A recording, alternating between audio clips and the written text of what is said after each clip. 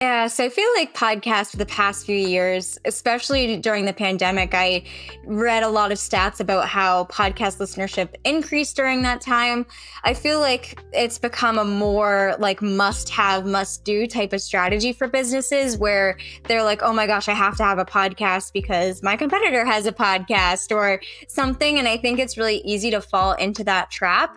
But honestly, I feel like being a guest on podcasts and not always having your own is just as important or just as effective. So I think it really comes down to, as you know, being a host, ensuring that you have the time, the capacity, the resources to consistently produce a valuable podcast.